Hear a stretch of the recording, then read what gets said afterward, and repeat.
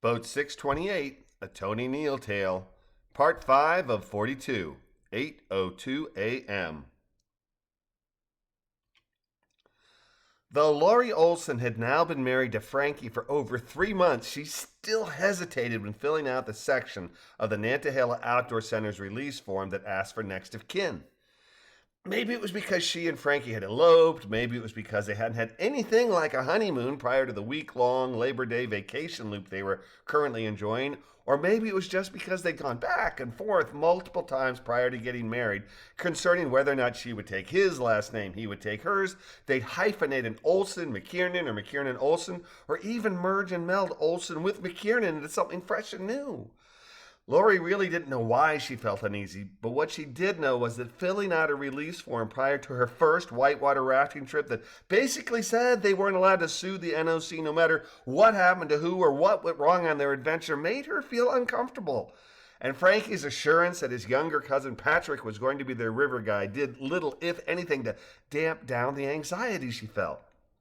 Regardless of how she felt or why, she and her tall, dark, and handsome stood side by side at the NOC Chattooga River outpost with completed forms in hand, signed waivers that would each soon exchange for a PFD safety helmet, T-handle river paddle, and a large group 9-mile whitewater river adventure under the auspices of second year on the river raft guide Patrick. Sam, a diminutive, effervescent blonde, smiled as she took the Olson McKiernan newlyweds forms prior to leading them into the next room. A room already crowded with people standing toe to toe, hip to hip, and elbow to elbow prior to the couple joining the 4 dozen-odd would-be adventurers who waited with impatient excitement to gather their requisite paraphernalia. Noting the room's density, Frankie nodded towards the roofed-in outdoor space where other NOC guests waited to climb aboard one of the outdoor center's converted school buses. Shifting from being completely indoors to standing outdoors beneath an overhanging roof, they scanned the crowd as they awaited the presentation of their orientation video.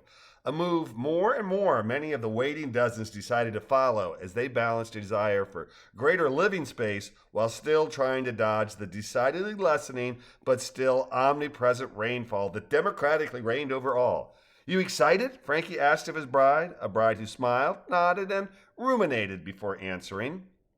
"I am," she said with neither enthusiasm nor subterfuge. "I think this will be good."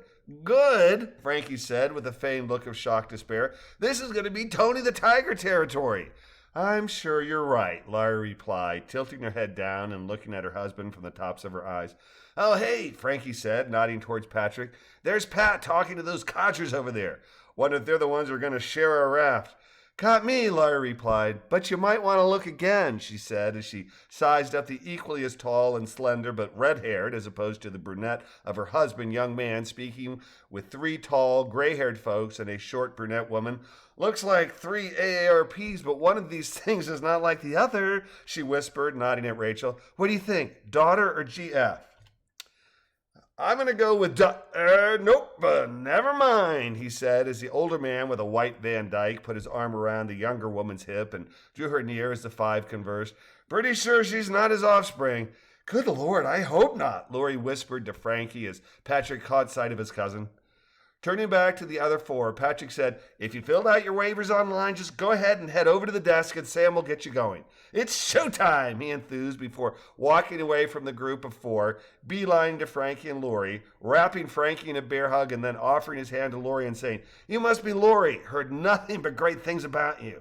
Sam's going to do a pre-trip safety instruction, so go ahead and grab seats for yourself," before winking at her and strolling outside to gather the remainder of the over 4 dozen whitewater adventurers and likewise urging those missing sheep to return to the fold.